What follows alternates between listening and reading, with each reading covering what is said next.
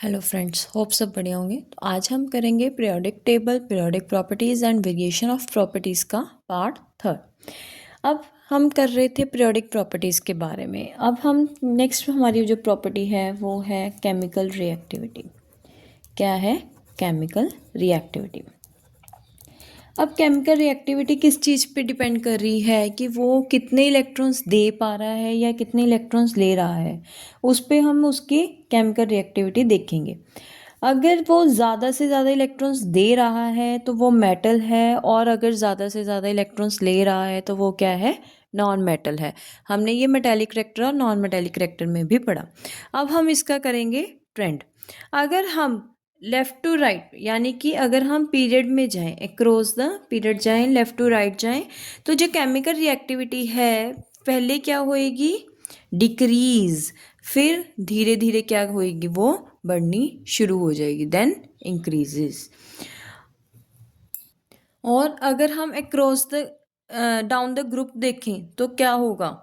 Down the group अगर हम metals के केसेस में देखें तो जो रिएक्टिविटी है वो डाउन द ग्रुप क्या होगी? इंक्रीज। क्या होगी? इंक्रीज। और अगर हम नॉन मेटल्स के केसेस में देखें तो डाउन द ग्रुप जो रिएक्टिविटी है वो क्या होगी? डिक्रीज। वो क्या होगी? डिक्रीज। नेक्स्ट हमारी प्रॉपर्टी है आयोनाइजेशन एनर्जी। आयोनाइजेशन एनर्जी या फिर आयोनाइजेशन पोटेंशियल, कुछ भी हम इसको बोल सकते हैं, या फिर इसको हम आयोनाइजेशन इंथैल्पी भी बोल सकते हैं। तीनों का मतलब सेम है। अब हम पहले पढ़ते हैं what is ionisation energy. Ionisation, ions को बनना। आयोनाइजेशन, आयन, आयन का बनना, उसमें जो एनर्जी रिक्वायर्ड है, मतलब जितनी एनर्जी इलेक्ट्रॉन को रिमूव करने के लिए चाहिए उसको हम क्या बोलेंगे? Ionisation energy. जैसे कोई मेटल है, मेटल में से अगर हम उसको आयोनाइजेशन एनर्जी दे रहे हैं तो वो क्या करेगा? मेटल जो इलेक्ट्रॉन है वो दे देगा, इलेक्ट्रॉन दे देगा, मतलब वो पॉजिटिव चार्ज बन गया। यानी कि जितनी उसको एनर्जी रिक्वायर्ड है किसी मेटल को इलेक्ट्रॉन को रिमूव करके अपने आप को पॉजिटिव बनाने के लिए, अपना पॉजिटिव आयन बनाने के लिए, उसे हम क्या बोलते हैं? Ionisation energy. ये किस किस चीज़ पे डिपेंड करेगी? वही दो चीज़ें हैं, atomic size and nuclear charge. Atomic size and nuclear charge. अब जैसे जैसे एटॉमिक साइज इंक्रीज होगा, जैसे जैसे एटॉमिक साइज इंक्रीज होगा तो जो उसके फोर्स ऑफ अट्रैक्शन है वो क्या होगी? कम। अब फोर्स ऑफ अट्रैक्शन कम तो आयनाइजेशन एनर्जी भी कम, क्योंकि उसको जो न्यूक्लियस है उसकी पकड़ से वो दूर जा रहा है। जितनी वो दूर जाएगा उतना इलेक्ट्रॉन को बाहर निकलना इजी है। अब अगर हम न्यूक्लियर चार्ज की बात करें, अगर न्यूक्लियर चार्ज ज़्यादा है यानी कि सेंटर में पॉजिटिव चार्ज ज़्यादा है तो वो इलेक्ट्रॉन्स को अपनी तरफ खींचेगा। जब वो इलेक्ट्रॉन को अपनी तरफ खींच रहा है तो इलेक्ट्रॉन को बाहर निकलना उतना ही मुश्किल है। यानी कि जितना ज़्यादा न्यूक्लियर चार्ज उतनी ज़्यादा आयनाइजेशन एनर्जी रिक्वायर्ड, और जितना ज़्यादा एटॉमिक साइज आयनाइजेशन एनर्जी उतनी ही कम चाहिए। अब इसका हम अगर ट्रेंड देखें अक्रॉस द पीरियड, अगर हम देखते हैं तो क्या होगी? Ionisation energy increases. Ionisation energy increases क्यों? क्योंकि एटॉमिक साइज क्या होता है? डिक्रीज हो रहा है, क्योंकि न्यूक्लियर चार्ज इंक्रीज होता है। अगर आपको स्टार्टिंग में जो मैंने फर्स्ट पार्ट में आपको बताया था एटॉमिक साइज और न्यूक्लियर चार्ज के बारे में, अगर आपको वो कॉन्सेप्ट क्लियर है तो आपको आगे कोई भी प्रॉपर्टी करने में दिक्कत नहीं आएगी। और अगर हम डाउन द ग्रुप देखें तो एटॉमिक नंबर इंक्रीज हो रहा है, एटॉमिक साइज भी इंक्रीज हो रहा है, तो जो आयनाइजेशन एनर्जी है वो क्या होगी? डिक्रीज। वो क्या होगी? डिक्रीज। अब इसमें दो चीज़ें आप याद ज़रूर कर लो कि जो हीलियम है, जो क्या है, हीलियम है उसकी हाईएस्ट आयनाइजेशन एनर्जी होती है, और जो सीजियम है उसकी लो आयनाइजेशन एनर्जी होती है। अगर आपको ये डायरेक्ट ही क्वेश्चन पूछ लेते हैं, name the element which has the highest ionisation enthalpy, या फिर name the element which has the lowest ionisation enthalpy, lowest वाला जो क्वेश्चन है वो काफ़ी रिपीट होता है। नेक्स्ट जो हमारी प्रॉपर्टी है वो है electron affinity. Electron affinity, affinity मतलब उसको इलेक्ट्रॉन चाहिए, इलेक्ट्रॉन लविंग, यानी कि उसको कितनी एनर्जी देनी होगी किसी इलेक्ट्रॉन को लेने के लिए, उसको कितनी एनर्जी देनी होगी किसी इलेक्ट्रॉन को लेने के लिए, तो उसे क्या बोलते हैं, इलेक्ट्रॉन इंथैल्पी। जैसे सपोज करो कोई एक्स एलिमेंट है, उसने इलेक्ट्रॉन को लेना है ताकि वो नेगेटिव चार्ज बने, ताकि वो नेगेटिव आयन बने, और उसको कितनी एनर्जी उसने रिलीज़ की, कितनी एनर्जी उसने रिलीज़ की किसी इलेक्ट्रॉन को लेने के लिए, तो उसे हम क्या बोलते हैं, इलेक्ट्रॉन एफिनिटी। ये भी वही दो चीज़ों पे डिपेंड कर रहा है, atomic size and nuclear charge. अब जितना छोटा एटॉमिक साइज होगा उतना जो न्यूक्लियस के पास पॉजिटिव चार्ज है वो उतना ही इलेक्ट्रॉन को अपनी तरफ खींचेगा। तो जितना कम एटॉमिक साइज होगा उतनी क्या होगा, इलेक्ट्रॉन एफिनिटी ज़्यादा। जितना कम एटॉमिक साइज उतनी इलेक्ट्रॉन एफिनिटी ज़्यादा। अब न्यूक्लियर चार्ज की बात करें, अगर जितना ज़्यादा इलेक्ट्रॉन न्यूक्लियर चार्ज होगा उतनी ही इलेक्ट्रॉन एफिनिटी होगी। मतलब कि जब उसके पास पॉजिटिव चार्ज इतना ज़्यादा है तो वो इलेक्ट्रॉन को अपनी तरफ खींचेगा, अपनी तरफ खींचने के कारण वो एनर्जी को ज़्यादा से ज़्यादा क्या कर देगा, रिलीज़ कर देगा। अब हम इसका पढ़ेंगे ट्रेंड।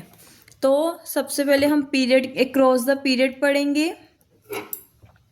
अक्रॉस द पीरियड जो इलेक्ट्रॉन एफिनिटी है वो क्या होती है, इंक्रीजेज। वो क्या होगी, इंक्रीज। क्यों, क्योंकि एटॉमिक साइज कम होता है और न्यूक्लियर चार्ज इंक्रीज होता है। और अगर डाउन द ग्रुप देखें तो जो इलेक्ट्रॉन एफिनिटी है वो क्या होगी, कम। वो क्या होगी, कम। अब इसमें कुछ एक्सेप्शंस हैं जिसका क्वेश्चन बहुत रिपीट होता है, मतलब जो वो ट्रेंड डालते हैं ना वो जान के एक्सेप्शन का डाल देते हैं, क्योंकि बच्चे क्या करते हैं, एक्सेप्शन को इग्नोर करते हैं। जो ग्रुप 17 है, यानी कि जो हेलोजन्स हैं उसमें जो फ्लोरीन है उसकी इलेक्ट्रॉन एफिनिटी क्या है, कम है as compare to chlorine, as compare to chlorine. और ग्रुप 16 में ऑक्सीजन की एफिनिटी क्या है, कम है as compare to sulphur, as compare to sulphur. क्यों, क्योंकि इनका साइज क्या होता है, छोटा, छोटा साइज होने के कारण इनको इलेक्ट्रॉन लेना थोड़ा डिफिकल्ट है।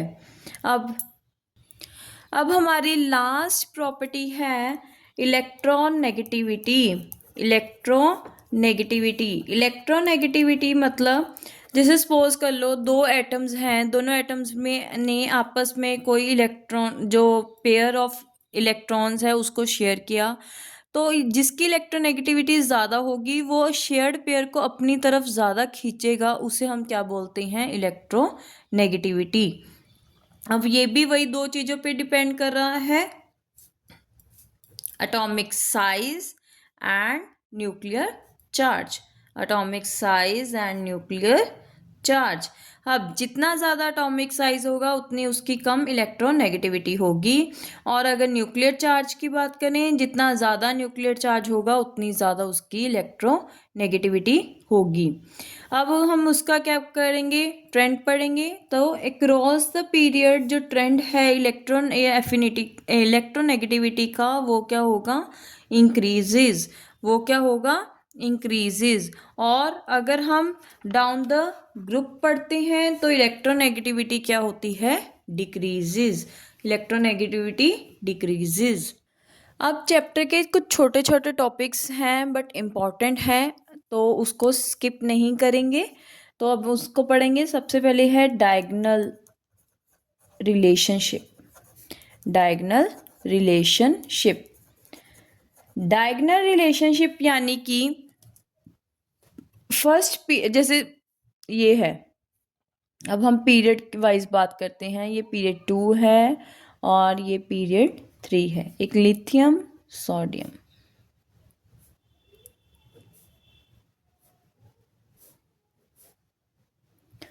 यानी कि जैसे डायगोनल रिलेशनशिप, लिथियम और मैग्नीशियम की प्रॉपर्टीज क्या होंगी? सिमिलर। और बेरिलियम और एल्यूमिनियम की सिमिलर होंगी। बोरॉन और सिलिकॉन की सिमिलर होंगी।